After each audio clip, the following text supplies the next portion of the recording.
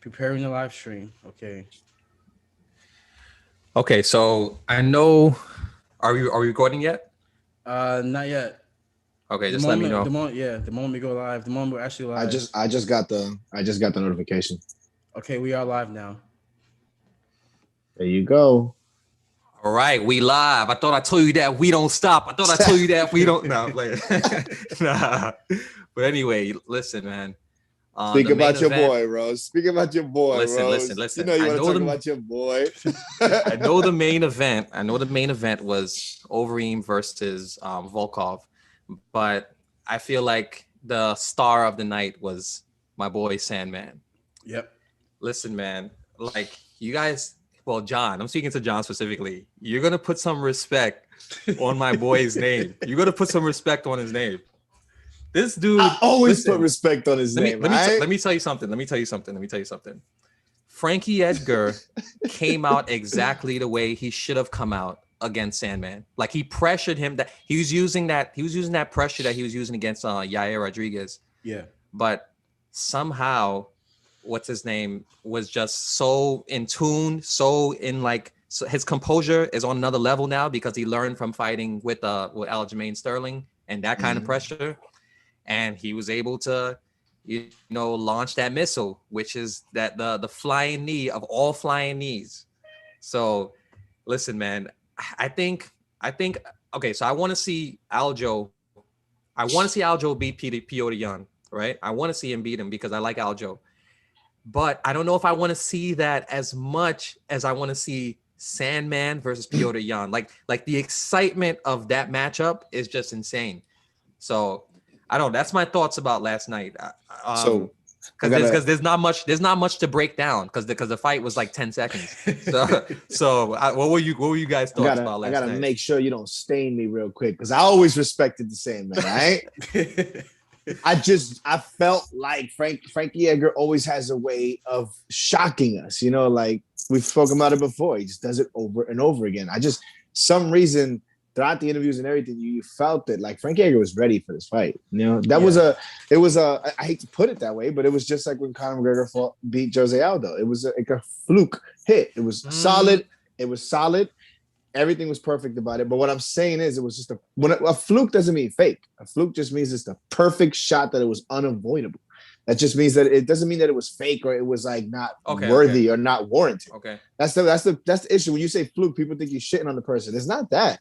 A fluke is solid. A fluke means that it just, you got the perfect shot. And it doesn't matter who the hell you are. You got hit and it's over. That's it. Look at Jose Aldo. That was the perfect example. Because it's the same thing that I said up to you guys last night that you were shitting on me about. But I'm just like, if Jose Aldo and Conor would have gone, I'm outside of the fluke, that would have been a very interesting fight. Because Jose Aldo's really good at bringing people to deep waters. I think Frankie Edgar, if never that fluke shot didn't hit, he was fighting really good for 20 seconds, really good. But all 20 seconds, all 20 seconds of it, huh? I'm with you where I'm going for Aljo, and I'm not worried about it because I know if Aljo beats Piotr, he fights Sandhagen. Sandhagen's gonna fight Piotr because Piotr's gonna come back. Piotr is not gonna sit down around like that dude is a robot. He ain't playing that game. He'll be back if Aljo beats him. But I mean, Piotr's a beast though. Piotr's a problem. He is. Now it's gonna be interesting one. Now the thing is, like, Sandhagen has always been great. So I think a lot of people wrote him off after the fight with Aljo. Like I said, a lot of people, including myself, kind of like, okay, so is he really that good? But he proved in the last two fights that he's still one of the elite fighters. And I just think that he's part of the new generation. I think that Frankie is not saying he can't hang with the newer cats, but Frankie is part of a dying generation. Listen.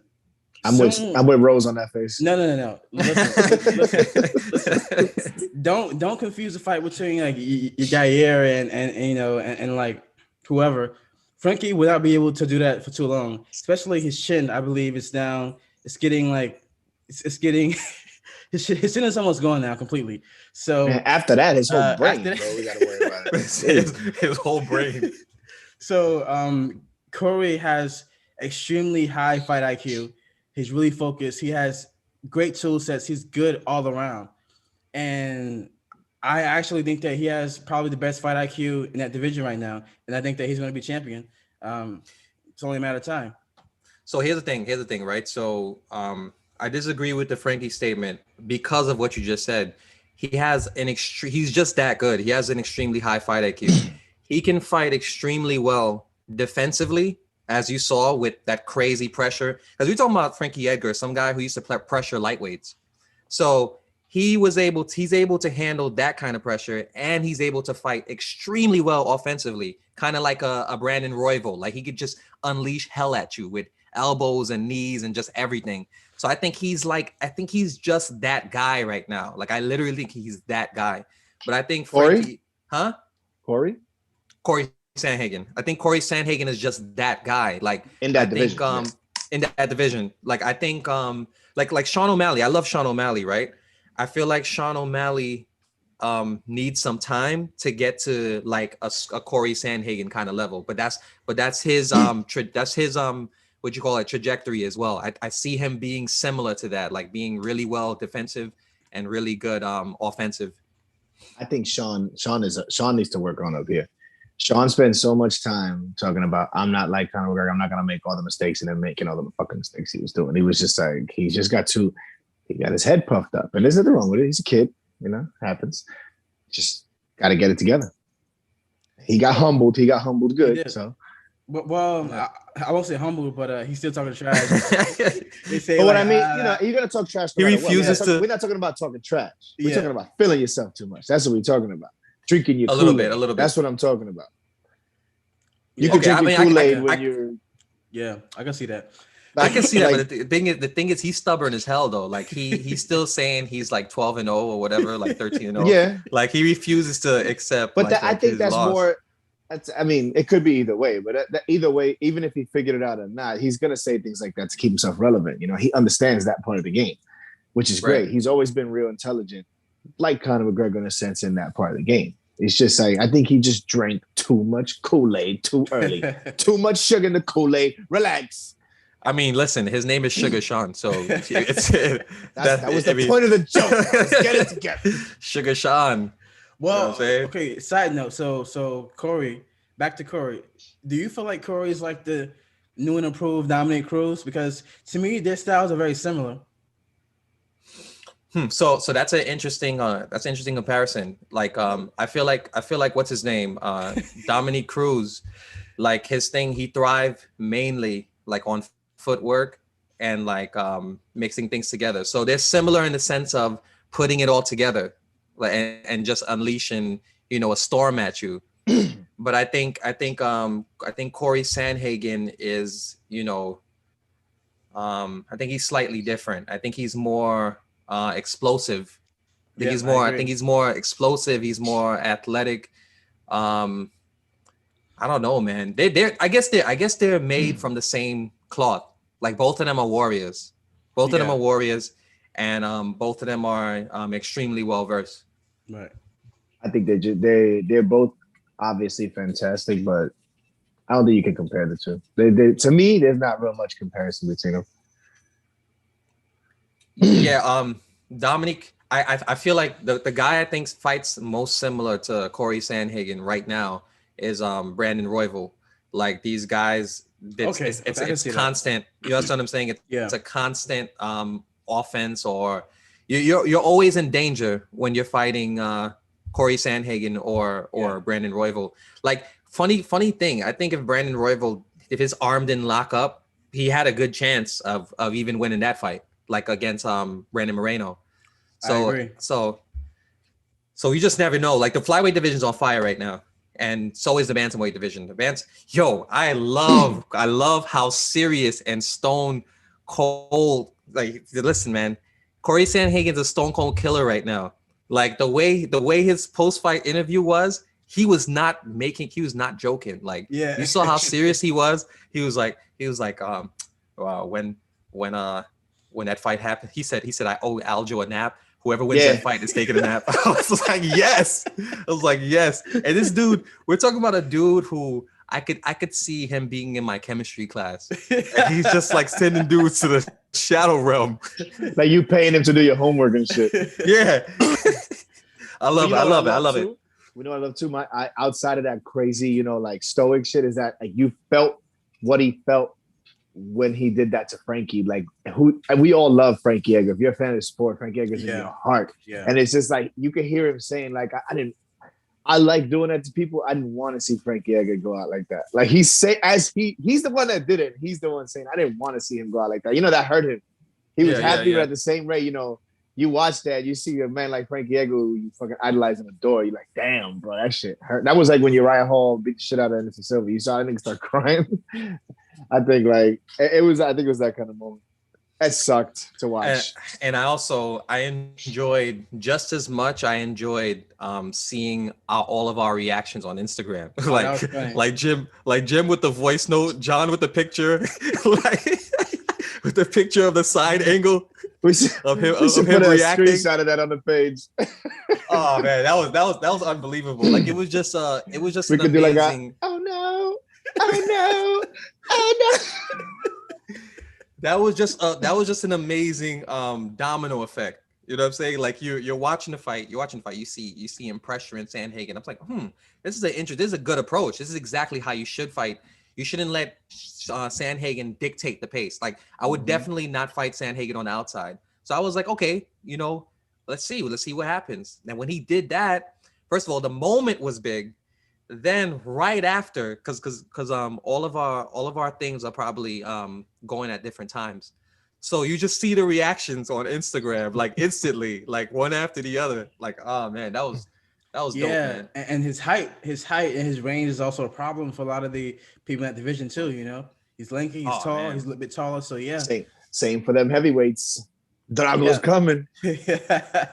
Oh man, that fight. Listen. I was pissed off at Overeem because it seems like he was, like I said, like you're a heavyweight. Why are you shelling up against the goddamn cage? This is not boxing.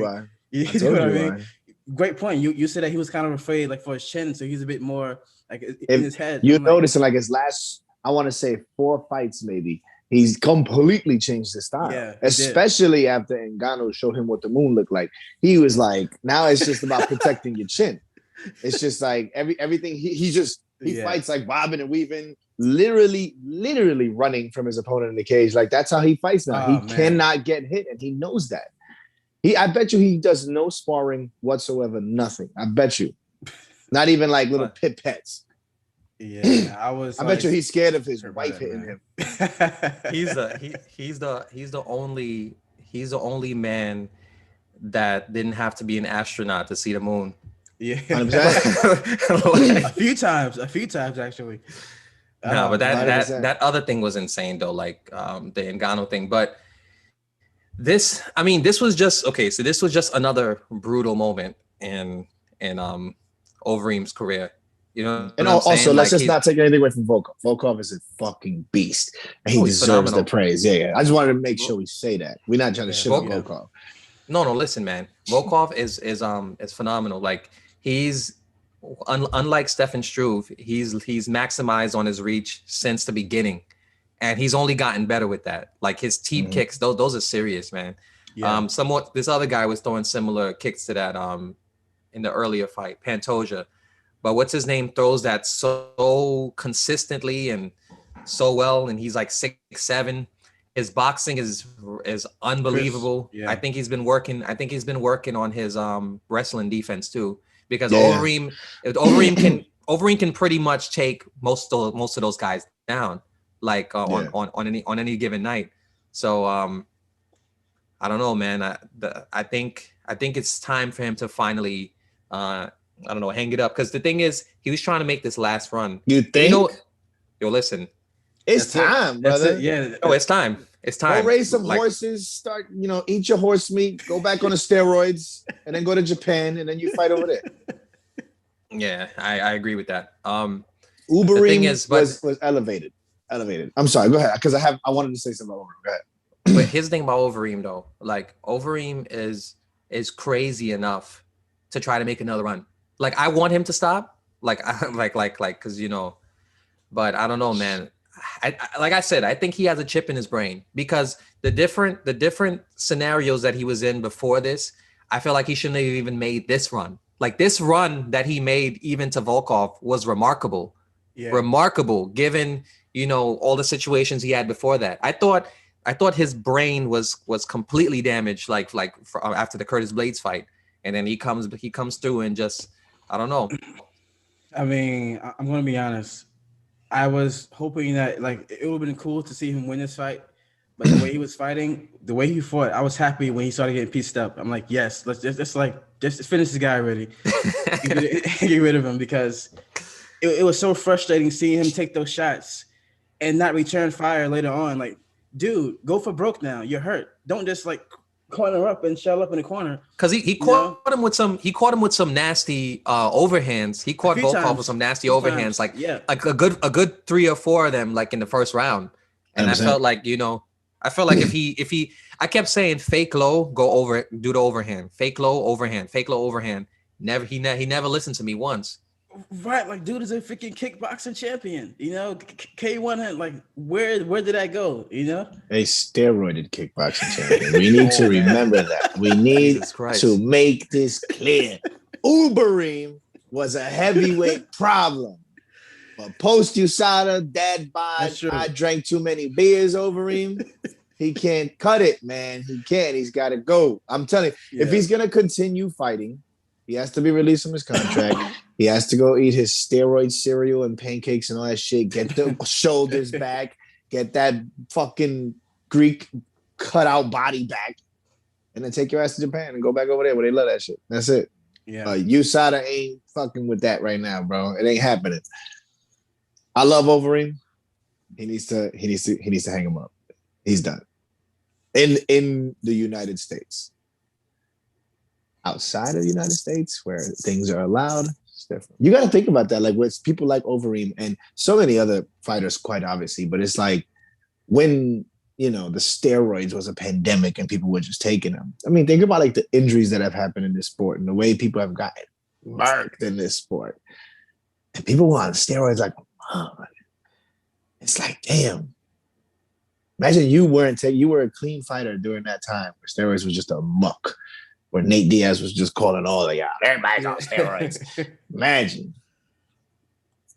Must suck. Yeah, like Mark Hunt. Mark Hunt is the perfect example. And took him to court for that. Yeah. And Mark Hunt was still like shattering steroid chins. Jesus, bro. Yeah, he was, man. With just pure power, bro. Yeah. That was crazy. I want to talk about my main event, my man Beneil Dariush, brother. We need to talk about my man, bro. That was my main event. I'm saying I think he's gonna have like a Jorge Masvidal type of year this year. I think he's gonna fight like 4 times. He's gonna get busy.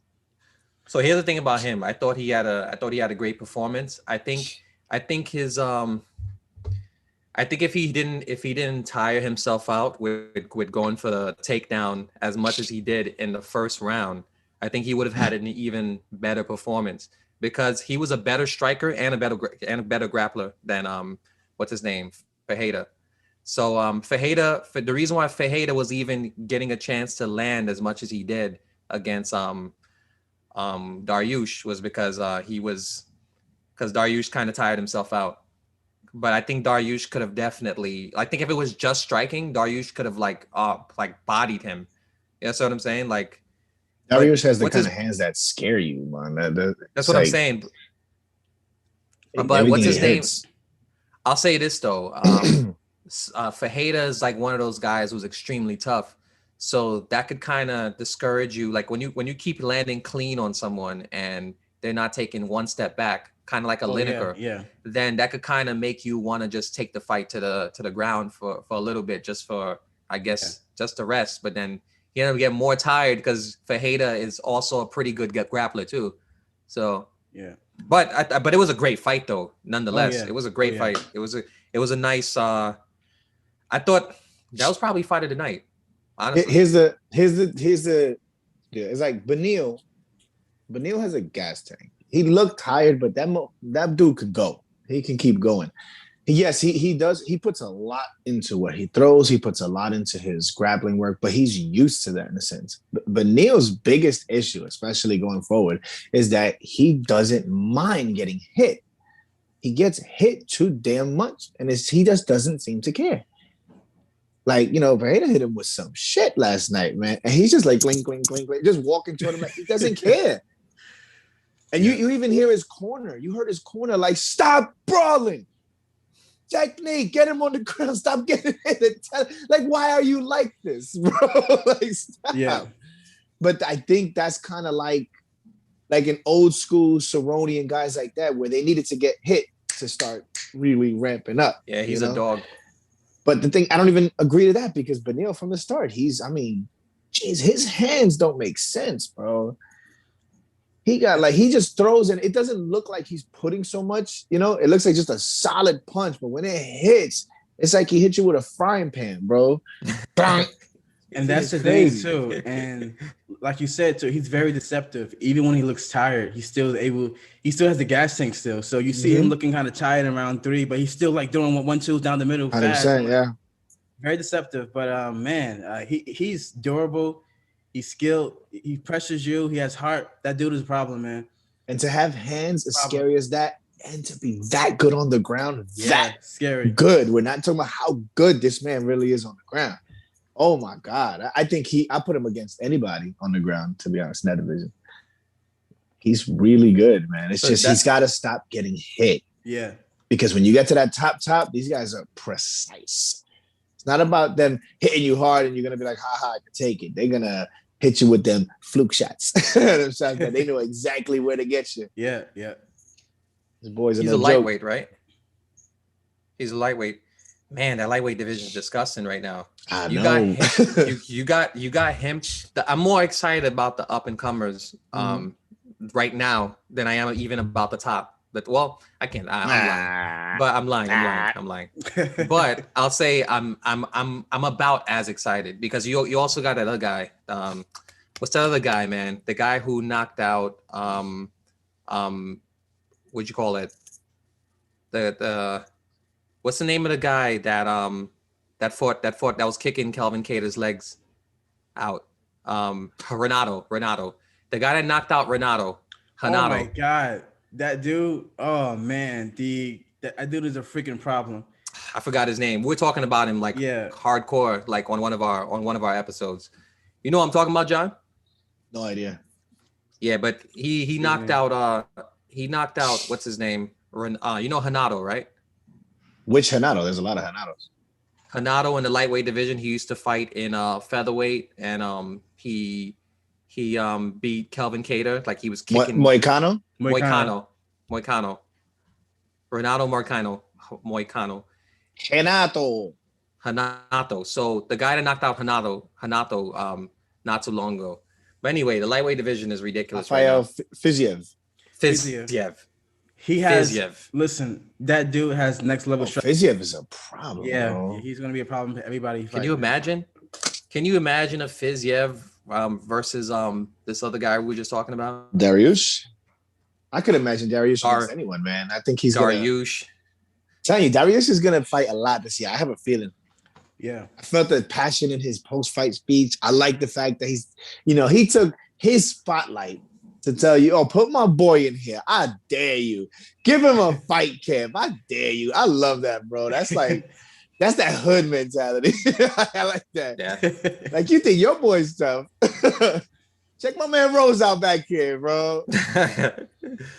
Now, I'm not gonna lie. Like, I would love to see, like you just said, hood. I would love to see Jamal Hill back in there. But that's a side Jamal note. Hill's dope, man. He's a fun guy. Yeah, that's a fun guy. Dude. Yeah. That's a fun dude. He's literally. What are you gonna say? Let's talk about too the return of Devontae Smith. He's also a potential problem in that division. Yeah. He has all finishes. Yeah, he has a more patient approach. Like I always thought that he was pretty elite, but he was more like I don't know, his guard was tighter like this time. I feel like that's the one improvement that he made. and then he has that ridiculous power that will just take you out of this world. No, he's good. He's good. And the guy that he fought is extremely tough. So that guy had to get a golf ball in his eye for him for him to leave that fight. And you know what was weird about the stoppage? The doctor didn't. His body language didn't say he was gonna stop. Like Justin even thought the fight was gonna keep going. Like he's telling, he's like, no, I can see. And he looks at the doctor. He goes, okay, and he goes like this, and then they wave it off. He's like, what the hell? You just gave me a look like it was gonna keep going. I'm not refuting the stoppage. I think it should have been stopped. Oh, it sucks for Justin. Sucks for Justin, but he's got to understand. Like, there's gonna be more fights, bro. Like that shit ain't no joke. Right. That's your eyes, my man. Yeah. But yeah. I mean, it was just weird. The doctor, even I thought the fight was going to keep going. I was like, oh shit, he's going to keep it. Okay. It looked like the doctor was going to just let it rock.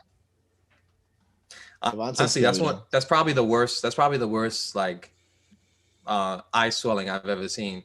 Like, that was worse than Yair and Frankie. No. I mean, well, I guess I got to see. I don't know if you call it the eye. I was gonna mention Johanna, but that was her forehead. Yeah, forehead. yeah. I'm talking about eyes. I'm talking about eyes. It's eyes alone. Like that might be top one of the funniest moments in MMA history. But go ahead. I'm sorry. What, the Johanna one? I hate saying it, but she looks so funny. Man, that hurt me, man. that hurt. Oh man. He said that hurt me. Because when we were watching that fight at Wild Wings, when they put the iron on her head, Chris was like they're pushing her brain back into her head. Oh god. Nah, I love Joanna though, son. Joanna's the GOAT. Joanna, yeah, for sure, man. Joanna's the GOAT. Like because because this is what I love about Joanna. Joanna is no bullshit. Joanna will fight to the death. Like she's really about that life. Like there's a lot of male fighters who you'll see. You're like who some of them we even love.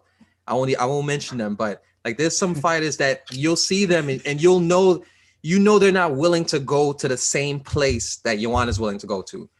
Joanna's brain was literally on display, like for the stadium, and she was still fighting like it didn't matter. Like her will to win, her will to fight, her fighting spirit is some of the best. It's some of the best in the UFC. What's that stuff? What's that stuff that the Hulk takes? The gamma radiation. Yeah, over that dude's brain just popped out because she took, man. Yes, I love Joanna. I really hope she comes back because I think she still has a lot to give. I think the only thing is I think she's in this like weird place where like the talent kind of evolved around her. They're people a little more like they move a little more laterally. They don't move as like straightforward with like a Muay Thai style anymore. So she has to get a little more of that lateral movement. I think if you give her that lateral movement, like a Rose, like someone who has Rose has better footwork than Joanna. Joanna has better like hands and has a better jab. Yeah, that's what I'm saying. But I think she gets a little bit of that footwork that Rose gets. Oh man, and level changes. And level changes. She needs to be better at level changing. But though, it's hard for her from someone whose background was like that heavy in Muay Thai. So I don't see her really making those extreme changes. Neither do I. But and she's at that age. It's hard to switch up. It's not impossible. It's just something she'll have to want. Like she'll have to like live and breathe a whole different discipline for a little while, and then learn how to slip that in. But there was rumors of her fighting soon. That Chinese girl with the fast hands. Oh, I don't remember her name, but there's rumors of that fight being booked for April. That's a good fight. It is. Yeah, Joanna, you got to kill her. You got to kill Joanna, or turn into a space alien. Apparently, but there was a fight I wanted to talk about that I wanted to equate to. We were talking earlier about like Sean O'Malley. We were talking about how he drunk his own Kool-Aid too quick, and he showboat and whatever. Cop was really bothering me last night. He was really bothering me. I'm watching this fight and I'm seeing him do the whole thing like this and all this stuff. And like, that's what people do when you're dominating a fight. Like you were not dominating that fight, sir. Like Like, I don't understand the purpose of this. That shit just bothers me so much. And then you end up losing, and then you get all mad and rah. Like the judges made some stupid decisions last night, but that wasn't one of them. Bro. Like, I don't know. My thing about him is his desire to twerk was bigger than his desire to win.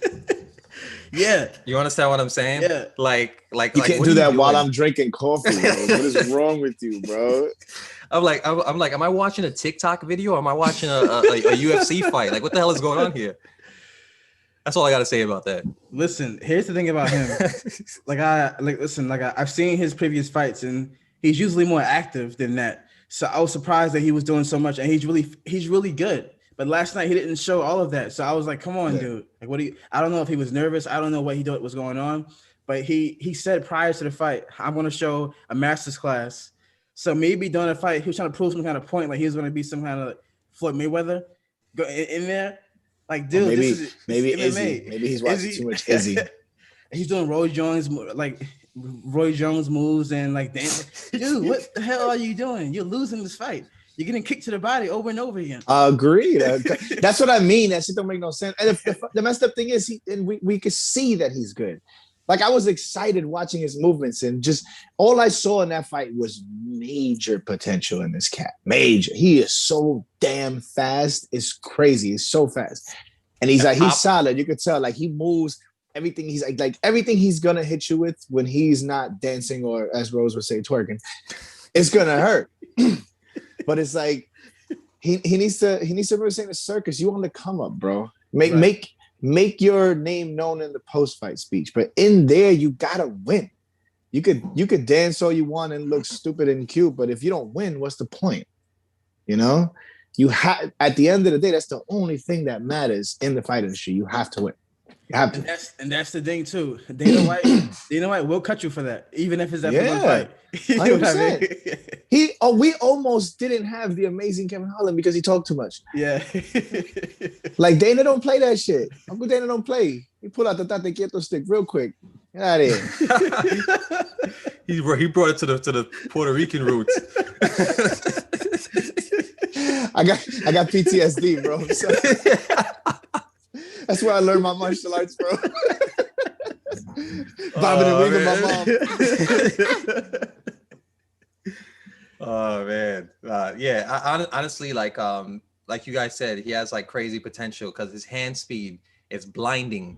Like it's like a blur. Like it doesn't even look like he's landing, and you just see Pantoja's face just getting like massive, like just getting fucked up. But that's the thing. So you have to follow through. You got to throw more offense because Pantoja's no joke. He's another one of those guys in division that could compete with anyone in the top 3, top 5. You know what I'm saying? Mm-hmm. He has extremely solid jiu-jitsu, extremely solid striking. He has the output. He's defensive. He has good offense. So. And we know his mental fortitude is on point because he didn't respond to none of that bullshit. While he was dancing, he was there like this. All right, bing. That's it. Like simple. Like, he's legit, man. Both of those guys got great futures. They just, Top got some. He needs to stop going to dance class and just focus on fighting. Yeah. Stop watching people like Izzy dance when he comes in and stuff like that. If you notice, Izzy didn't dance until it was a title fight because he earned that dance. You haven't earned your little fucking dances, homie. Funny thing about Izzy, like when he beat Paulo Costa, he did every possible celebration you can do. So he did the break dance. He did like the Naruto run, like that's like from the African tribe. Like, so he did that run. He did that run. He did the tea bag, right? He did the tea bag. He did what else did he do? He was not happy about that customer. Yeah, he wasn't happy about that. Woo! He did like one other thing. Like, like he was there like talking mad smack to like the coaches. I know you're mad, Paulo Costa's coaches. Mm-hmm. Oh yeah, the camera. Like he did every possible celebration. I was just like, and then he goes on for like a month after every single day, just haunting him with just crazy things on Instagram. So, and that's like no one wants to lose to Izzy. Like that's no one wants to lose to Izzy. Nope. But it's like it's a difference between wanting to lose and having to lose. Like sometimes you just have to. Certain things in life just has to happen. Like you can't help it. Yeah, I mean, it's the same as like being afraid and getting beat up. Like people always say, "Oh man, I ain't scared of you." That don't mean I can knock you out. you gotta be afraid. I can still hurt you. That's a fact. Oh man, I'm scared of you. Why ain't scared of you, nigga? Yeah, what you saying? And they just get like washed. Nah, but go ahead. So real quick, who you think is next for Volkov then? After this fight, like realistically. That's a heavyweight division. Oh, I got it. That guy. The hell is his name? I got it. That guy. which we were just talking about it. He trains with Ngannou. Cyril Gane. Cyril Gane. Okay. Cyril Gane. And I think Cyril Gane is gonna knock his block off. Ooh. Block off with because Cyril Gane has the footwork. He has the footwork to get away from that nasty range of Volkov, and he has the power. So I think he's gonna knock his block off. I think if Derek Lewis could do it, I think Cyril Gane could do it. Put it that way. I got a feeling the way that UFC does business, they may or may not. They may not make that fight. They might wait because those are two legit prospects, and you might lose one if you put them against each other. You know, I think that's like that mindset. You want to make them last to the end. I don't know. Is Derek Lewis have a fight right now? Yeah, he's fighting Curtis Blades. Oh, he's fighting Blades. Oh shit. Yeah. Jesus. But, yeah. All right. Damn. But anyway. To who? Derek Lewis. Derek Lewis. I'm sorry. Like Derek Lewis. My man, Hot Ball's about to knock him out. Don't play with me. You know what? I'll say this though. Derek Lewis is that guy who you swear doesn't know what he's doing in there, but yet he's knocking people out like left and right. So maybe he knows something that we don't know. And I crave that gorilla celebration, man. I crave it. I love that. Stomping on the ground and I love that shit. I love it just the way BJ Penn used to lick the blood off the gloves. Like there's certain things you want people to win just to see it. Like Valerie Levatus, you can watch her dance. You know, oh man. All right. Sorry, guys. No, he had a moment. Nah, but what you call it?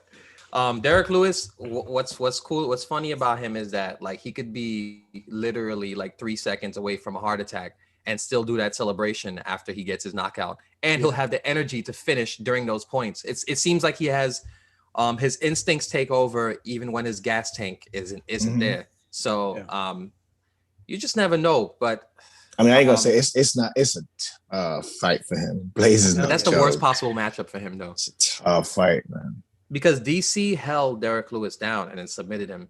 So I could definitely see Curtis Blades with his mass, with his size and his wrestling, skills, like keep Derek Lewis down the whole fight. I got Lewis by knockout. But really? I would love that. It could be just be biased because I love Derek Lewis, but that's my man Hot Balls.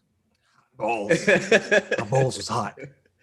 Nah, he says he says that would never leave my brain, bro. Ever. He did that after he knocked out Volkov, by the way. After he knocked out Volkov.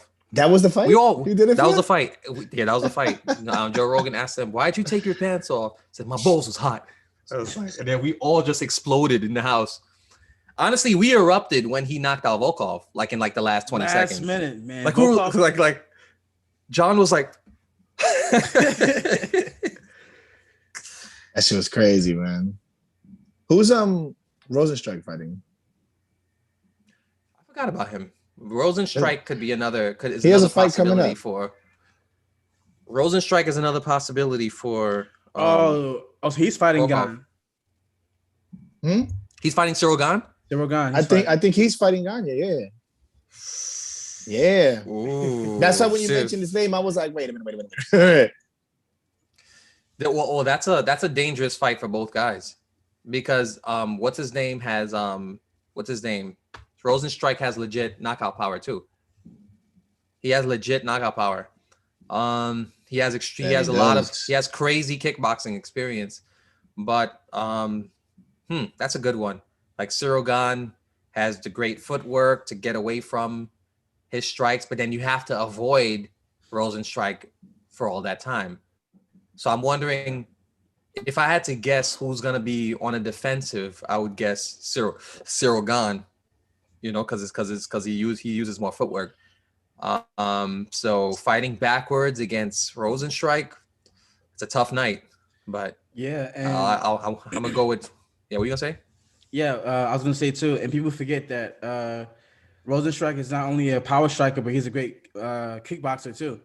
So like he's really skilled, not only just power. So people forget that about him. Yeah, Ngannou is just like the example. The thing with Ngannou is like you just got to think about like you could be Bruce Lee, and the size of Shaq, right? You could have Bruce Lee skills and be the size of Shaq. You're still not gonna be able to beat up a gorilla. You know what I'm saying? Like it just there's just levels to like a person's like I don't know, humanity. You know what I mean? Like there's different levels to humanity. Certain people are just like elite humans. So I'm looking at like the heavyweight the division, how it's looking, and it looks like all the top guys have fights. So if he doesn't wait for all these fights to happen, I'm looking, and this Sergey Pavlovich, I could see them making a fight with him. Okay. The fact that they're both on that side, and Sergey has a fantastic record, only has one loss on his record. I could see that fight being next. Two Russians clashing. Well, the problem is Sergey is booked for a fight. Versus is Jared, he? Yeah. Versus Jared something.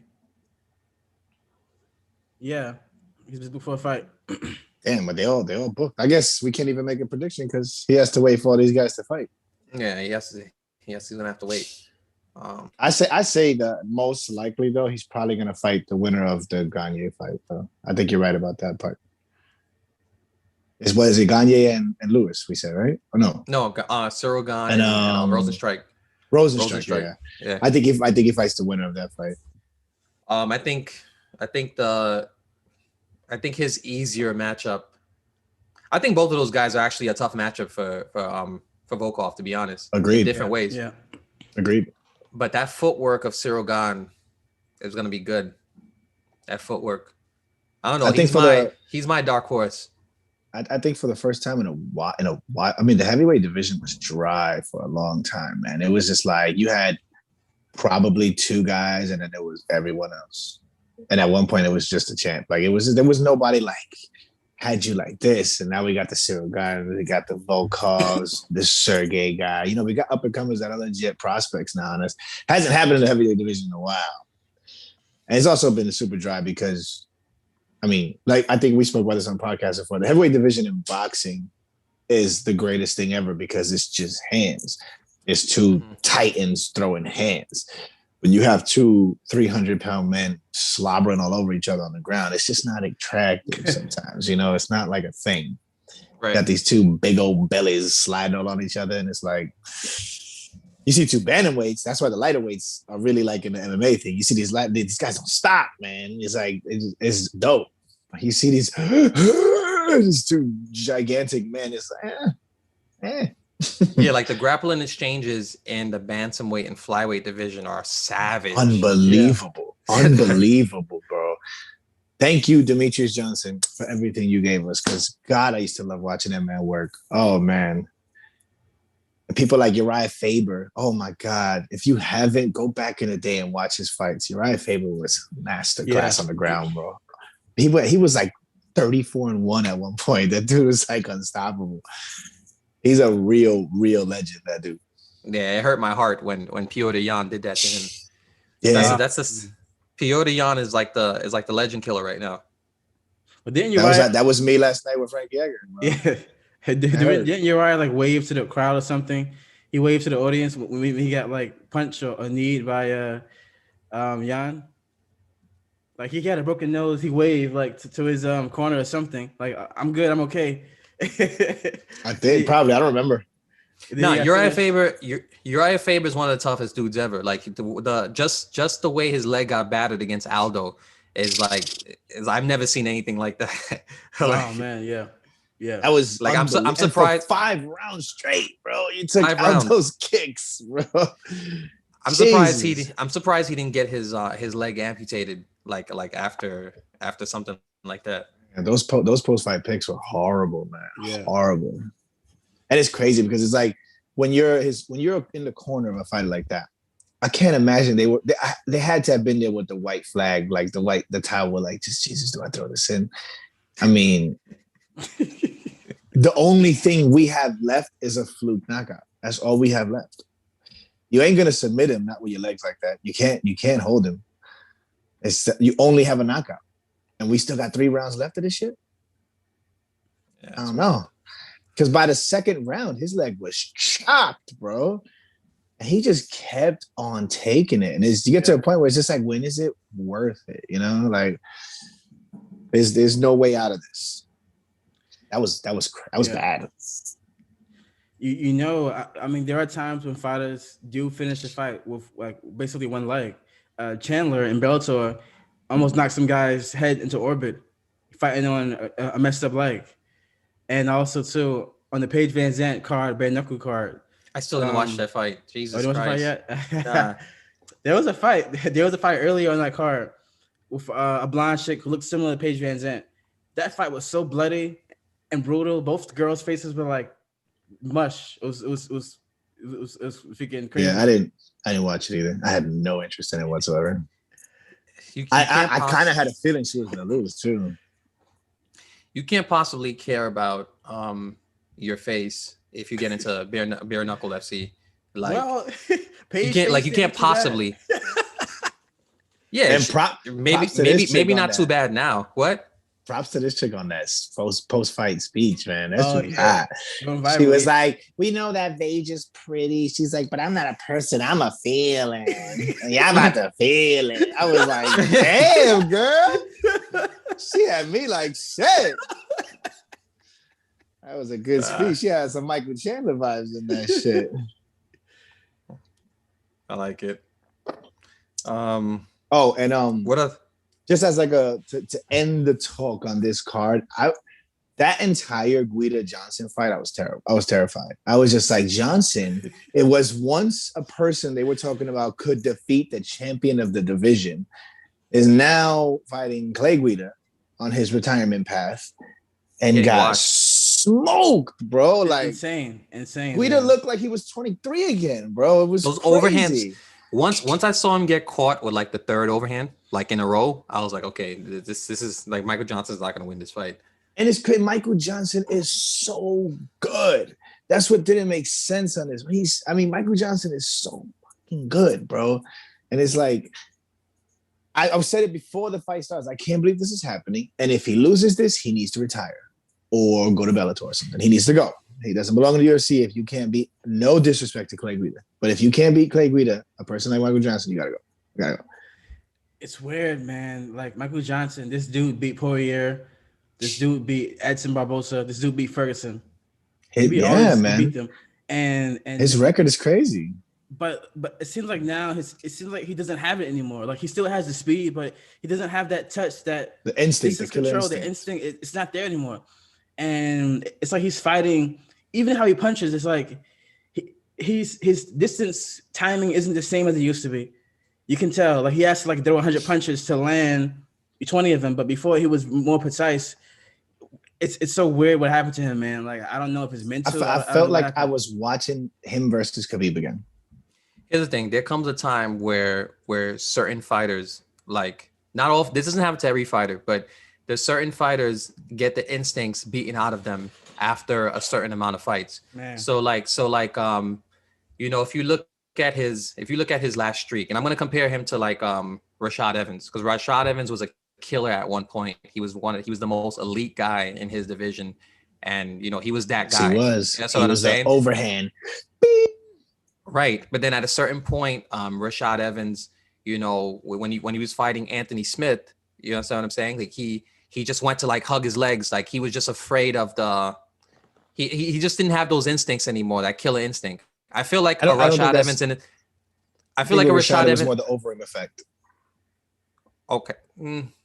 Okay, so what I'm talking about is like Rashad Evans didn't have the same instincts like later in his career that he had like in the beginning. I feel like I feel like in the beginning that like that Rashad Evans in his prime would smoke Anthony Smith. I personally think that now if we're comparing it to like Michael Johnson, right? Like Michael Johnson, his last few fights, he got knocked out by what's his name? Josh Emmett, right? He got smoked by Josh Emmett, man. Josh Emmett. So it's a combination of things, right? So he's getting knocked, he's getting like beat up like Khabib, like what Khabib did to him. He'd probably never be the same, even just from that fight, like for what Khabib was doing to him, what was doing to him in that fight. Plus, so you combine the amount of times he's been getting beat up since then, plus the losses. I think so. It's a combination of discouragement and like losing his sharpness from the CTE and trauma. You know, so I think that's what's going on with Gaethje. I forgot to mention that Gaethje also like right after Khabib. Right after Khabib body this shit, Gaethje comes in, finishes him off.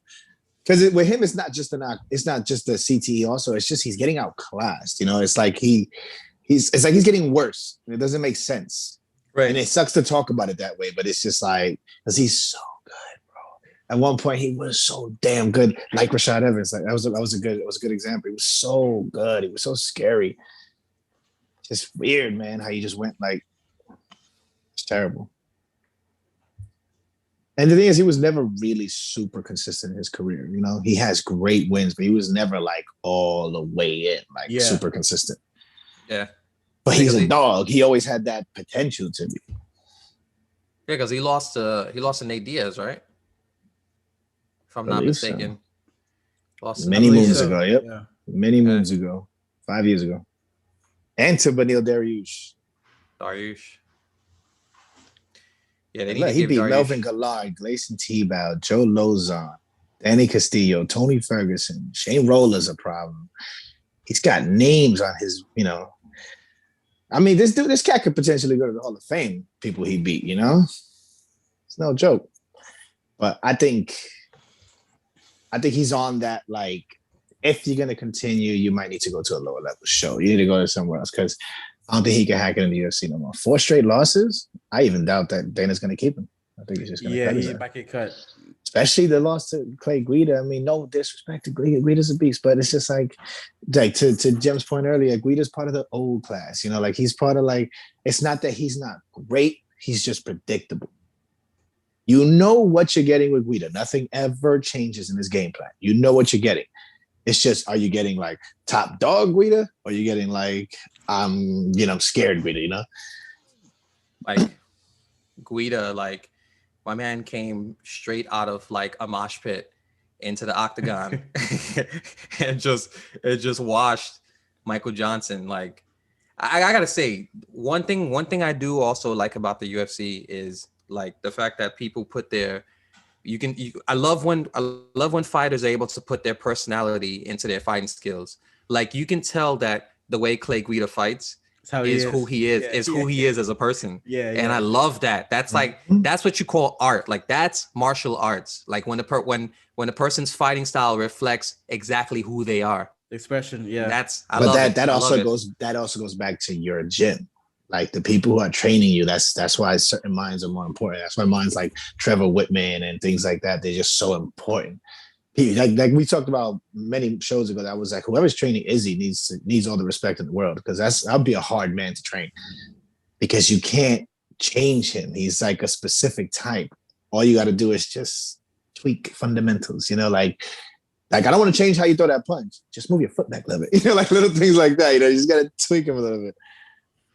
Yeah, you heard when Rumble Johnson was talking about how he was sparring with Izzy, and Izzy was just like washing him, like he was like, you know, I'll go to throw a punch and he won't be there, and then at that point he'll have an angle on you to like throw a head kick or whatever he wants to do. He had a super bad moment. He's like, he's the fastest kid alive. Fastest kid alive. I could imagine that. But then Paulo Costa was talking smack to Rumble. You saw how you know I'm like, you don't want to do that. Like yeah. Rumble will like that kind of matchup, like Rumble will watch him. Like Paulo Costa has nothing for Rumble. I'm sorry. He doesn't have that his style of fighting, like that's the problem. Yeah. So, just getting in Rumble's, if you get in Rumble's face, like you're going to sleep. That's the issue. Like Paula's too much. Like with Rumble, you can't have the style of fighting because one hit is all it takes. Rumble knows how to hit that spot and just put you to sleep immediately. So you can't fight that style versus Rumble Johnson. It's not going to work out in your favor. Like, you're going to wake up seeing the damn ceiling or the sky of that place. So yeah. Yeah, because the thing he's gonna move forward. That's Paulo Costa. He's gonna move forward on Rumble, and then Rumble is just gonna, man. So he's gonna go in a straight line. What you say? Yeah, I was gonna say. So, are there any more fights on this card that stood out to you guys, or do you want to make some early predictions for? I want to talk. What's next week? What's next week? Usman and Burns, baby. That's what I want to talk about. Is that the next? Is that next weekend's card or? Yeah. Yes. Yeah. I love it. I like it. It's a good card too, man. Oh, yeah, Macy Barber versus that's my baby's coming back, boy. She got a tough fight against him, but that's an interesting fight. That's an interesting fight. I see Macy Barber kind of like that other girl, the one that has good jiu-jitsu, Mackenzie Dern for that division. Like she's like a dark horse, but she needs time out. She's in flyweight division, right? Macy? Yeah. No, Macy should be. That's a good question. Yeah. Flyweight she's so tiny. I don't know. Okay, correction. She's not a dark horse in that division, but I think she's gonna be at the top of that division for sure. Because she definitely has a talent, but I think she just needs a slight bit of tweaking to like get at the very top. But she's had plenty of time. But by the time she gets to the top, a year. Yeah. Right. By the time she gets to the top, Shevchenko, who knows? She might not even be there anymore. So I don't know. Macy Barber is the type of personality that the UFC likes to build up quick. She's cute. She's a dog. She gets busy in there. She only has the one loss, and that was her last fight. And she got injured. So it's like some interesting stuff going on there. The UFC, if she murks Alexa Grasso, the UFC is going to put the promotion behind her. No, I'm not saying she is. What I'm saying is, if she does, the UFC is putting everything behind her. Oh yeah, for sure. Everything. Because she has a great personality. She has great post-fight speeches too. She's she's a very likable person on top of the fact that she's attractive, socially attractive. So it's like they're gonna push her. Yeah, she's a breath of fresh air, and she's the savage. And she has crazy finishing instincts. She fights like an actual savage, like someone who's mean. Yeah, she's mean when she gets in there. And I'll say this: Alexa Grasso and her are kind of in a similar position, like where both of them could kind of take off because Alexa Grasso has Mexico behind her. Like she's definitely one of those fighters who has a country behind her. So and the UFC likes that too. So it's like this is one of those fights where the UFC makes low key that nobody, like, unless you pay attention to business, is that like the UFC doesn't lose in this fight. Yeah, they got a star in the making no matter what. Yeah, right. It's an interesting one. So who you got? Macy Barber, bro. Talk to me. Come on now. I got Alexa Grasso. Alexa Grasso is pretty, but she's a dog. Like she's also a dog too. Like people don't realize how much of a dog she actually is. Grasso's a beast. That's what I'm saying. Like she got a tough fight. She has great. I think. And Macy's, one thing I noticed about Macy is that she has bad defensive habits, like particularly with boxing. So I think Alexa Grasso is gonna pop that head of hers. Look at Jem dying the shit on my baby.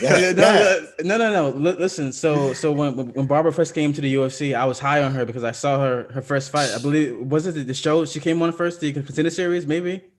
Mm-hmm. I think so. I believe so. So I'm like, yo, yeah, it was the show. I'm like, yo, she's really well-rounded. She's young, so she got into MMA completely. You know, so she's balanced out as far as her skill set, wrestling, jiu-jitsu, you know, striking. She's balanced out, and she's very young. Grasso, though, I've been following her since, you know, before she got to the UFC, and I've been a fan of her since then. I predict if Macy wasn't so damn tough, I would predict a TKO in round 2.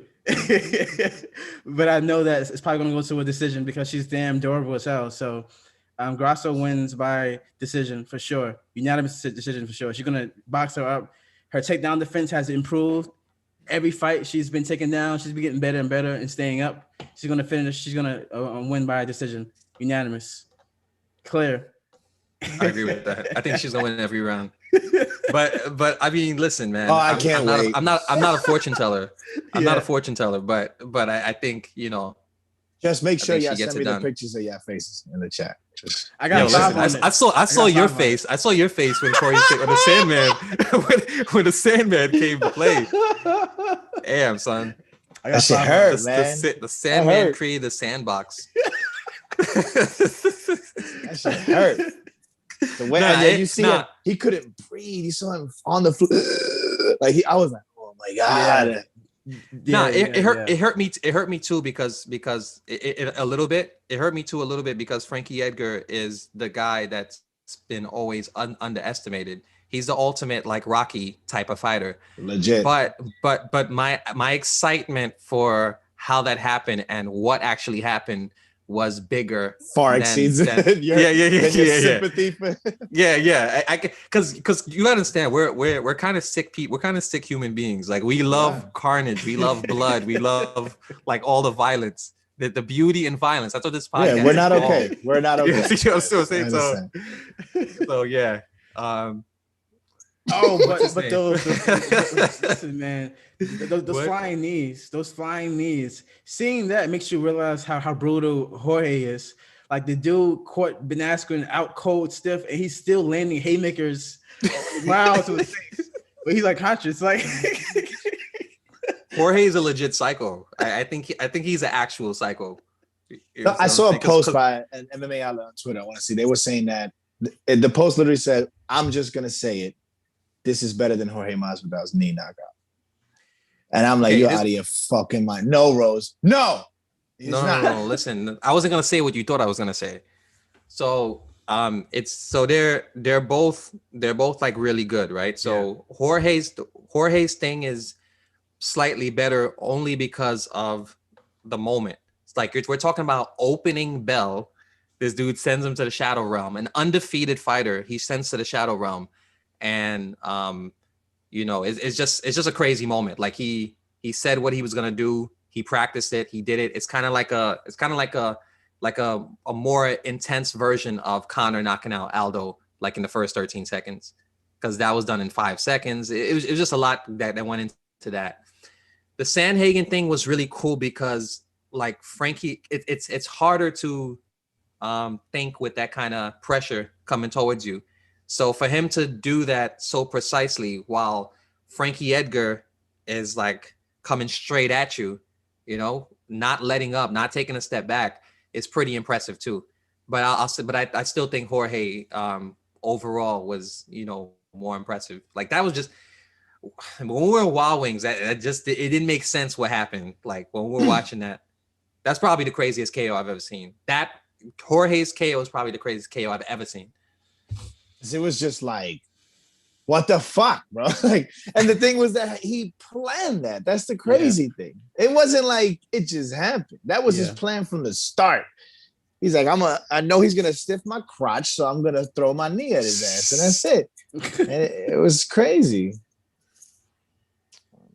My man, Gastelum is coming back. He was like, Jorge was like, he was like, you know, I had to let him know that this crotch is not for dudes. This crotch is not for dudes. Oh man, because even before the fight, he was talking about that. He was like, because Jorge is very cool, calm, and collected. He was like, I just gotta stop him from sniffing my crotch. Hello, He's a Jorge, funny man. dude. He's a funny dude. I gave him the 3-piece. And I'm glad Trump is soda. not president, so I don't have to like, not deal with his Trump nonsense anymore. Yeah. Yeah. So yeah, Kelvin Gastelum and Ian Heinisch, man. For those who don't know who Ian Heinisch is, man, that's my guy, man. I like that dude. He's tough. I don't know. He's tough. He's tough, but I think that's gonna be like, I could compare that fight to. It's gonna be just like this fight. Have you seen Beneil Dariush versus Scott Holtzman? Yeah. Yeah. It's gonna be something like that. Like Scott Holtzman is a very solid fighter in that division. He's a brick house. You know, he fights with pressure. He doesn't take a step back. He's a solid fighter overall. But Beneil Dariush is just a superior fighter. I believe what's his name, Kelvin Gastelum, is for sure a superior fighter to what's his name, Heinisch. Heinisch is good. He's solid, but Kelvin Gastelum could have easily won his last 3 fights, except for I would say like the Till fight. Like he could have easily. I mean, I'm talking about like he had the ability, Yeah. to win, you know. But Heinisch, I don't see that for Heinisch. I don't think Heinisch is the level of competition of like all those other guys.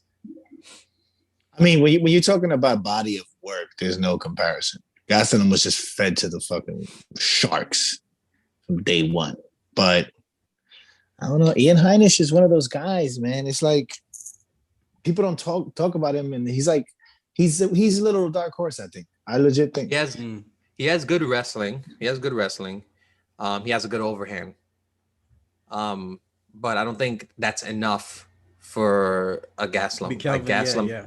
Gastelum's boxing is gonna neutralize that overhand, and his takedown defense should neutralize his wrestling. I'm not sitting here telling you he's gonna beat him. Yeah. Because Gastelum, minus the body of work, Gastelum is a problem. But I don't know, man. It's an interesting fight. It's like the obvious in me wants to say Kelvin Gastelum, obviously, but I know I've been watching Ian Heinisch for a while, and he's one of those guys. He progresses well, you know, and then when he loses, he doesn't ever get starched. You know, he loses like decisions and shit like that. And yeah, he's solid. And Kelvin Gastelum, I mean, he's got, you know, some losses on him, but they're all like top killers. So it's like, yeah, it's a tough one, man. That's tough. I have Kelvin winning by first round, KO or TKO. First round, damn. He gave what's his name no respect, like Heinisch no respect. I say he's like whatever, that Ian guy. No, I say Ian's really good. No, Ian is really good.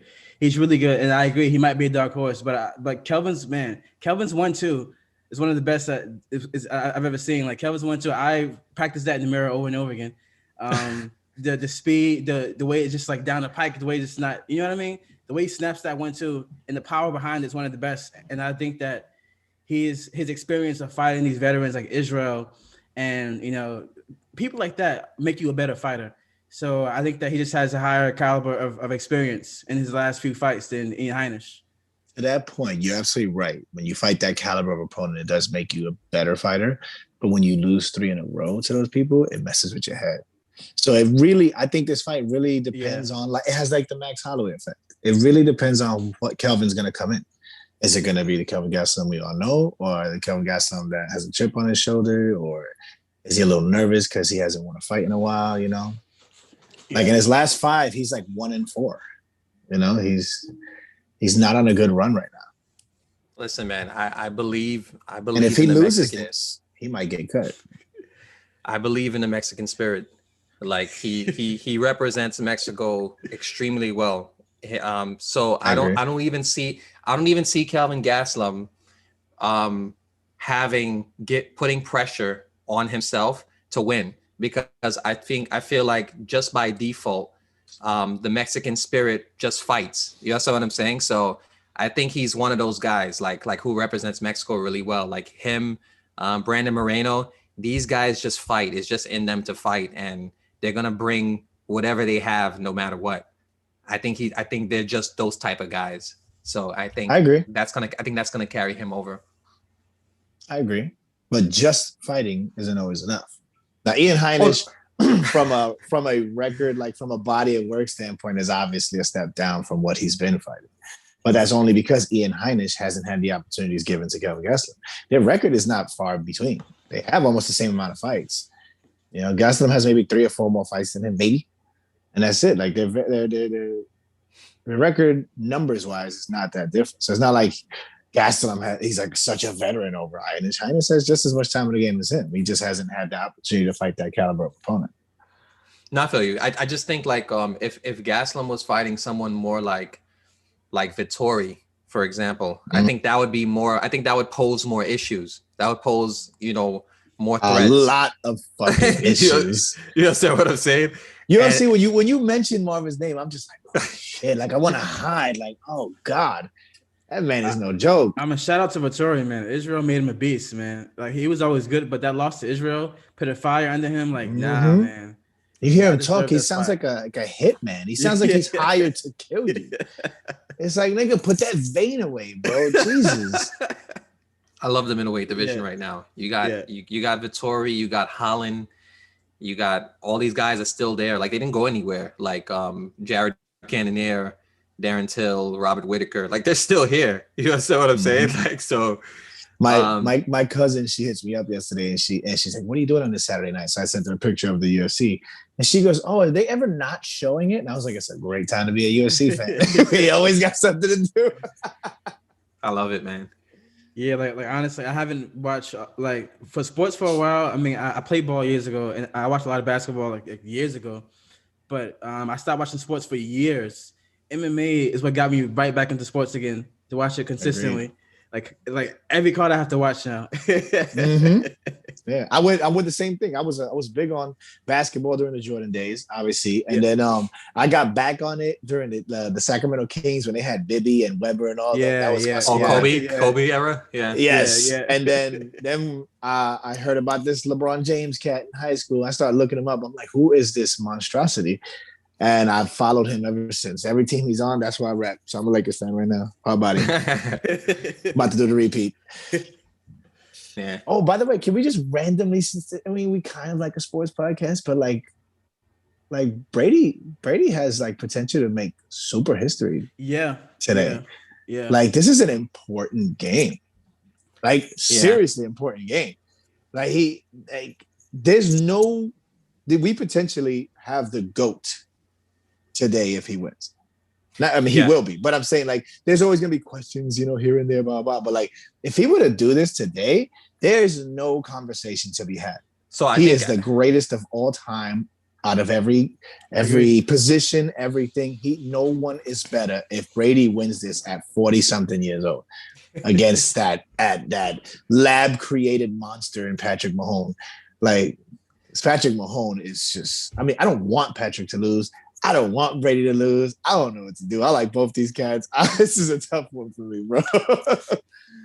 So I think Brady is a GOAT regardless, because like if I remember correctly, there were people who were talking about him possibly retiring like 4 years ago. You understand what I'm saying? 4 years ago, he was at his peak, and you're thinking, okay, how much longer could he do this? My man is here 4 years later, like 4 years later against this lab created monster, like you just mentioned, like getting ready to possibly make history. So to me, Tom Brady is the equivalent of like something like Jordan, if Jordan didn't retire in between his 2 3-peats. You know what I'm saying? Like if Jordan didn't retire in the middle of those 2 3-peats, I believe he would have easily had 8 championships. And banking off what you just said is perfect, because he could, I agree, he already should be considered to go, only because the one thing holding him back all these years is that everybody was trying to figure out, is it Brady or is it Belichick? That's great, because Belichick just creates great teams and great players, like he's a great coach. And they're trying to figure out, is it because he's under Belichick? Is it because he has this brolic ass offensive line that never lets him get hit? There's so many factors to it. And then this man and his elderly age goes to a whole nother team and makes the fucking Super Bowl. Like, even if he doesn't win, I think you're right. We have to go. But if he wins, like, you know what a person will have, you know what Mahone has to do to pass him? Like, he's got some work ahead of him. Because, yo, Brady's, he's got all the respect and then some. Hell yeah. Deflate them balls, baby. And then Let's go. it's also like saying, it's like saying, you know, what makes, like, is it Phil Jackson or is it Jordan? Is it Phil Jackson or is it Kobe? Like, yes, he created those champions. He created the Bulls. I mean, not created champions. He was a part of those teams, the Bulls team and the Lakers team. But that doesn't mean that he made them like exactly who they were. Because Kobe won championships like without Phil Jackson. You know what I'm saying?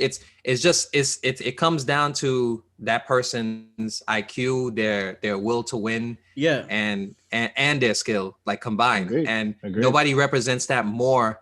Nobody represents the will to win along with IQ and skill better than like a Kobe and a Jordan. You know what I'm saying? Like 100%. Like sometimes in life you need people to unlock, or some people in life that you meet can help you unlock who you are and realize how great you are. And you keep that forever. So Brady's a whole different breed as far as his mentality to win. His mentality is different. You know what I mean? So and I think he will win today. I believe he has a good chance. You really think? Yeah, for sure.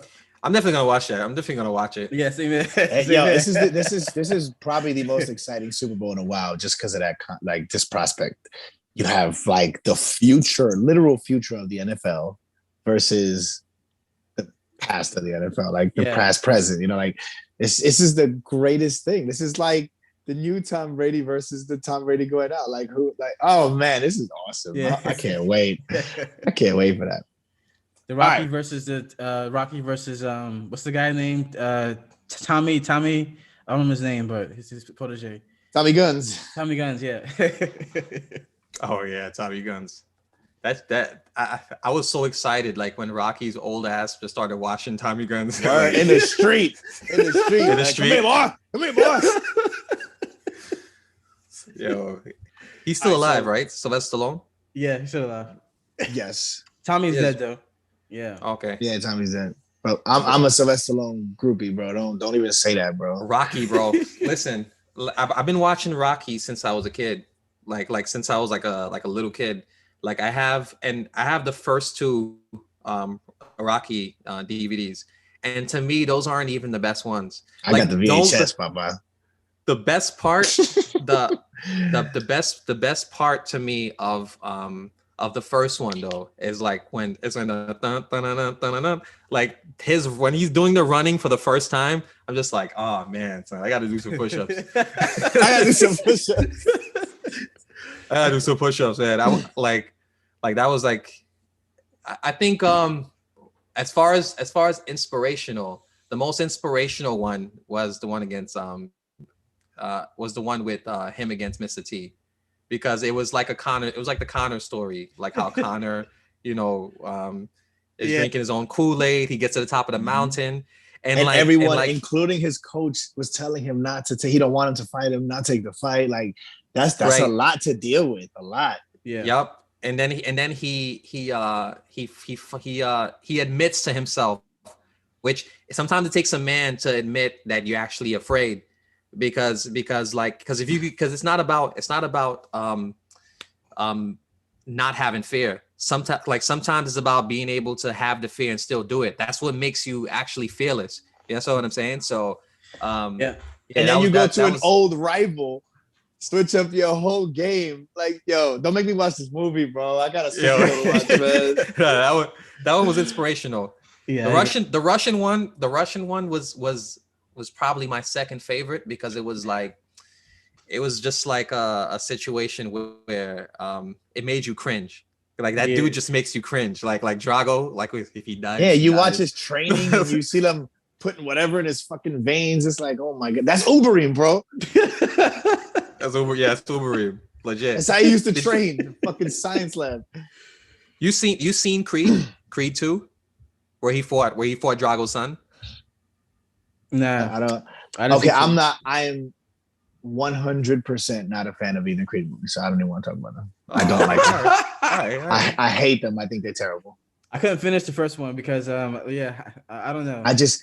I have this thing with Michael B. Jordan, bro. No disrespect to you, brother. I'm just not a fan of him. I'm not. I feel like there's no real connection or presence in his characters. Like I don't where I felt with Rocky, it inspired me with when you see the interactions between him and Rocky in part 1, it's so fake. There's nothing genuine about it. It's just it feels weird, bro. I agree. I agree with that. Yeah. Yeah, I didn't like it. I felt uncomfortable watching it. I was like, this is whack. And then I tried to watch part 2. I tried. I got like 20 minutes in and I just went to YouTube. I couldn't do it no more. I just went back to YouTube. No. You know what I think it is? I think what it is that Sylvester Stallone comes off as a guy like in the Rocky movies as someone who's just extremely rough around the edges and who's like he's not refined at all. He's not that smart, but he's just a guy who has heart. You know what I'm saying? Yeah. He's just a guy who wears his heart on his sleeve. So you connect with the fact that he's just this guy who's not the most skilled, he's not the smartest, but he just has an extreme like will to win. Like when he's talking, like sometimes you could barely understand what he's saying. You know what I'm saying? Yeah, my life, baby. Yeah, baby. My life thing. You know what I'm saying? So you can connect with that. Nowadays, you rarely find actors who aren't like polished, like who, huh? Yeah. You continue. Yeah. Yeah. Like nowadays, people are everything is more sanitized. Like Jim loves to say, Jim hates sanitized soul. Like you know, and I hate it too. Like because soul is not supposed to be like, sanitized. It's not supposed to be sanitized soul. Like it's like okay, if you listen to like I know you like what do you call it? That song Close the Door by Been Waiting All Day Long. Teddy Pendergrass, right? baby. Right, Teddy Pendergrass. So Teddy Pendergrass gets ugly with it. You understand what I'm saying? Like, come on, baby. You know what I'm saying? Like he just starts going, turn off the lights, man. Yeah, exactly. Right. Like soul doesn't have to. Soul is not supposed to be super clean. There's a time and place to be clean, and there's a time and place to just wear your heart on your sleeve. And I agree. I feel like beautiful. You know what I'm saying? So, but so in acting, I feel like we don't see enough people wear their heart on their sleeve. Yeah, these young guys are different, man. They're different. We're gonna have some. There are some good ones. I can't think on the top of my head, but I don't know. I like Chadwick. I like Chadwick Boseman, by the way. Oh my Chadwick God. Boseman. I like. He's a good actor. Chadwick Boseman was. I agree. He's amazing. Outside the fact that he passed, unfortunately, but like everyone knew he was a shit. Even his low budget movies that he had, he was awesome in those movies. Like he's a good fucking actor, bro. Michael B. Jordan ain't that guy. But every time I tell people, I'm like, tell me a great movie, like a movie that Michael B. Jordan acted great in, and they always go back to Fruitvale Station, and I'm just like, he was playing basically himself. Any one of us could do that role. A hood dude, like any of us could do that. You know, I didn't get to see the movie with him and Jamie Foxx. So people say that's good. So maybe I'll check that one out. But I don't know. All I have to hear is that Michael B. Jordan is one of the lead roles, and I already don't care about him. Finished. That's where I'm at on him. He just destroyed. No disrespect, Michael. Keep getting your money. Keep doing your thing. I'm not a fan. He just destroyed his existence. I'm not. I mean, he'll never be the same if he hears this podcast. How did we get here? I'm trying to figure out where. We're talking about Tom Brady. Tom Brady, and then somehow we led into like the will to win, inspiration, so, like, will to win, inspiration. Yeah. And then we got see movies. Movies is another thing I could talk all day about. I'm a movie freak, so that's a whole nother thing. But let's talk about. I guess we can try to end it off with Usman Burns, man. Usman Burns. We haven't talked about this incredible, unique opportunity we have here with two guys that were literal friends and training partners for so long. That shit don't. I was watching a video of Trevor Whitman talking about it, and it's like he's like how interesting it is to train a man for this. You know, this is not something you'd see or do all the time. You fight someone who knows you so damn well and is so well matched up with you too. Like Gilbert Burns is a problem. This is interesting. So here's the thing: Gilbert Burns has phenomenal striking. Has excellent jiu-jitsu. He has legit wrestling. He's well-rounded. He knows how to put everything together perfectly. But listen, he's going against the Nigerian Nightmare. He's going against the Nigerian Nightmare. Now, here's the thing. Against a guy like Burns, it's a lot harder to, do the whole footsie thing he was doing with Masvidal. Yeah, that's what I'm saying. Like that whole footsie thing is not gonna cut it against a Burns. Like Burns is not gonna. I don't think he's gonna really allow himself to get held down like that. So, but that being said, Usman has one of those ridiculous chins as well, and he has a really good fight IQ. So, if I had to edge it to someone, I would say I'll give it to the Nigerian Nightmare just because I'm impressed with his resume overall. And John, who you got? Who I got? Usman all day. But Usman?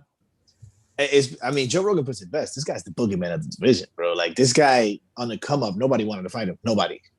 Like everybody's talking about this person versus this person, this person versus this person, and nobody was talking Kamaru. And it's not because it's for no other reason than nobody wanted to fight him.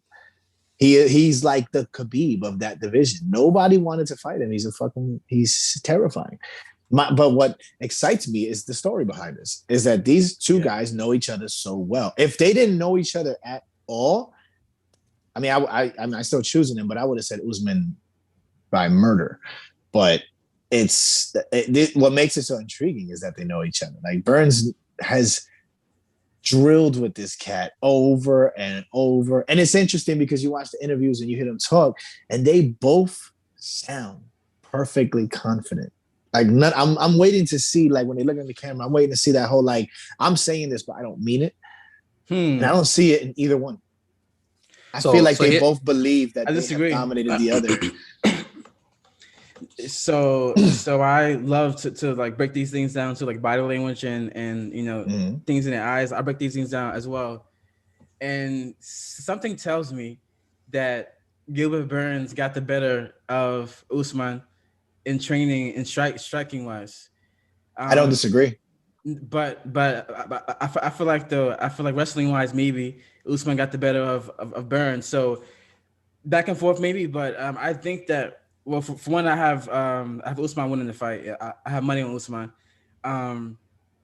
It's weird, but I feel like Burns has more to kind of prove, and I feel like Burns is a little more motivated to like take that belt from Usman, like slightly more motivated because, like I said, Usman's champion. You know what I mean? So I don't know. I sense a little more hunger and focus in Burns. Not a lot. It's slightly, Usman strikes me as someone who fights for like the children in Africa. I feel like he understands but then again, what's his name comes from very humble beginnings too. But I think what's his name? I think Usman comes from even more humble beginnings. Like you don't get more humble than these children in some of the most like underprivileged parts of like Nigeria. Like we've seen some videos of how crazy it looks in certain parts of Nigeria. You understand what I'm saying? So he's very aware of that kind of stuff.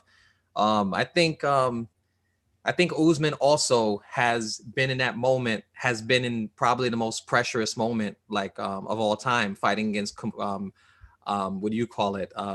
Covington, because that fight, it shouldn't be this way, but that fight was almost it was almost a race war. It was political. It became a political it was fight. political.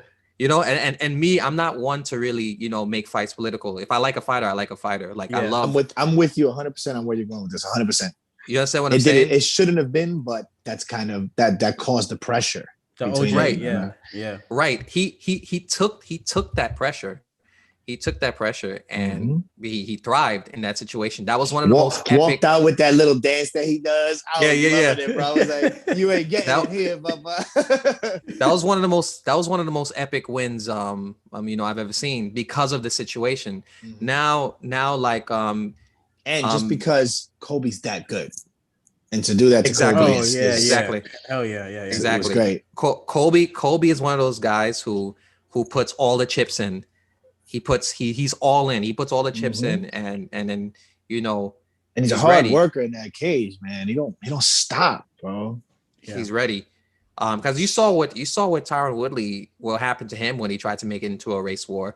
You saw or political war. You saw what happened to Deontay Wilder when he tried to make that a race war, a political war.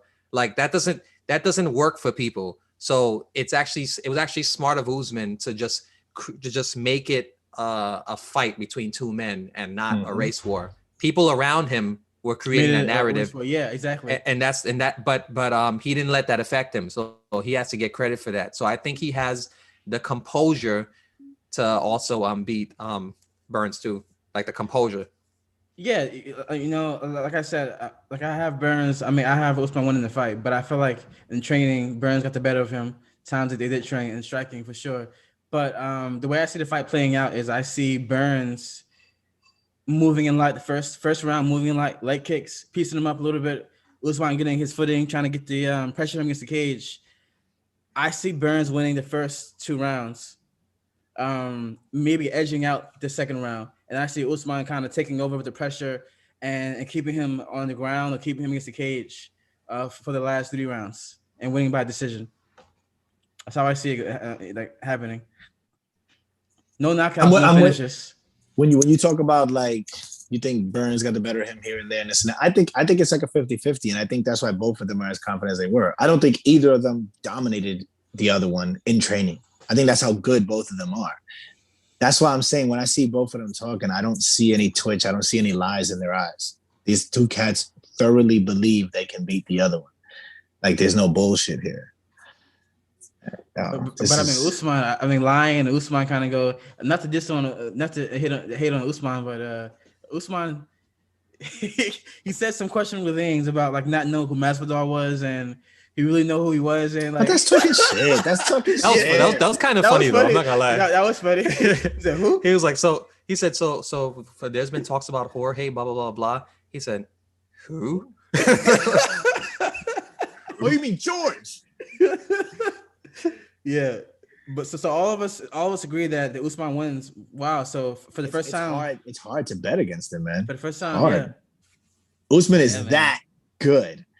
Usman, I call the GSP of this era. I think he's going to be a long-standing champion. I agree. I don't see anybody beating him as long as he wants to fight.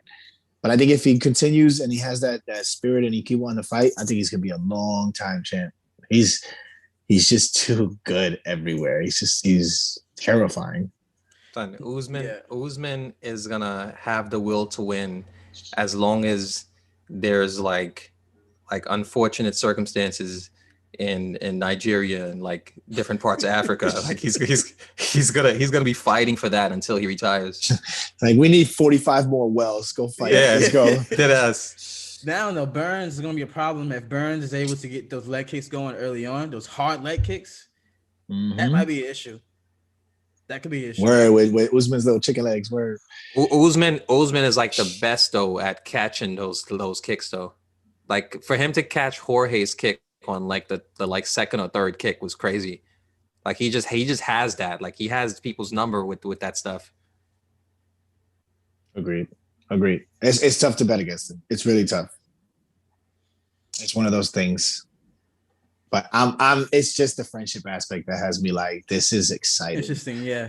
This is because like if either one loses, that's gonna be in the air. It's gonna be like, what happened behind that curtain that got you that win? Like if Burns wins, that's all people are gonna say. It's like, yo, tell us what it was like to roll him. Like, tell me, you watched this shit? Or what? What's up? Yeah. Like it's interesting. And Burns, Durinho's no joke, man. I mean, I like the rest of the card. The card is great, but I will literally be sitting there chomping at the bits for this fight to start the whole night. Yeah. It's gonna be fun. We should meet up for this one. Sure, the city. Yeah. Well, maybe we'll probably have to meet somewhere in the middle. That's what I Maybe said, the city. Manhattan again. Maybe in the city. Yeah. But I'll yeah. meet y'all. I'll meet y'all on the Oh, Israel shut card. up, Jeff. Shut up. I'll meet y'all on Don't the get, me, Israel don't card. get me started, Jeff. March 6th. Jim, Don't get me started Jim- with you, sir. Yo, Jim is gonna meet us in heaven. Like, Every time we meet up for fights, I'm sending Jem hate mail. I'm just sending him hate mail. No, but seriously, but that card, the Israel card, I think we have to meet up for that one for sure. You know, the March 6th card. Like, that one is If we don't go out, my door is always open for you, brother. Always. that one is freaking divine. That card is like, man. Yo. he had brownies. He had brownies last time too. So Oh yeah. The best brownies, period, bro. yo, listen, Kiki, I'm not- Kiki. I'm about to go eat a brownie right after this is done. Like I picked up a tray from her yesterday. Wow. Yeah? Which I one? picked up a tray from her yesterday. Which The one? marshmallow squares. Yeah, the one I get. Marshmallow. Yeah, that's the best one. Yeah. That's the best She's one. got the s'more one now. Son, Jim, she has the hands of God.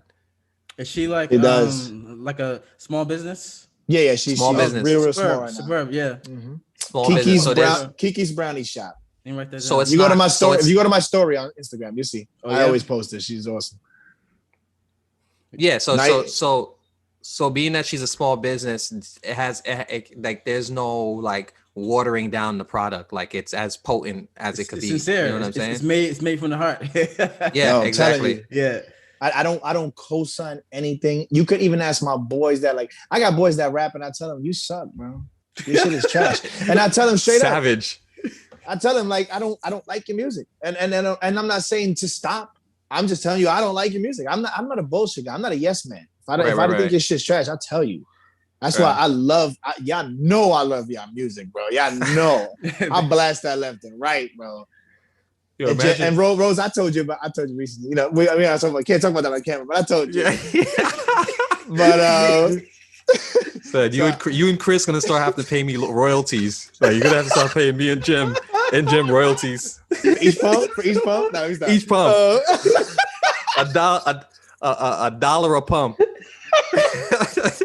We're gonna be millionaires in like a We're talking year. about ice cream, people. Ice cream. But yeah, I don't co-sign anything I don't love. And these are hands down the best brownies I've ever had in my life. Hands down. I gotta try it Yeah, out. amazing. For sure. Amazing. Definitely. Whew. All right, that wraps it up. This We're was a gonna wrap fun it one, up with boys. brownies. This is a Yeah. fun one.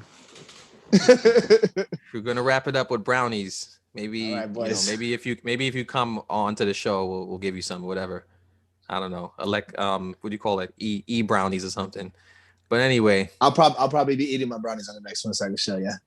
yeah. You Facts. know, you know what? We should also promote like a small business, you know, on the podcast. Maybe in the end of the show, Absolutely. something. We should do that each Absolutely. episode. And she's very deserving of it, I tell you. Absolutely. Kiki's brownies. If you Kiki's didn't Brownie hear, Shop. Yep. QI. My Instagram is QI. jon.jobs, john.jobs. You go there, you'll see the vibes. I share her all the time. Oh yeah, don't forget to follow us on Instagram and subscribe to our channel, and just spread the Carnage content. All right, guys. Peace out. Enjoy the Super Peace Bowl out. next week, guys. Yo, what time does it come on? It's Sunday, isn't it?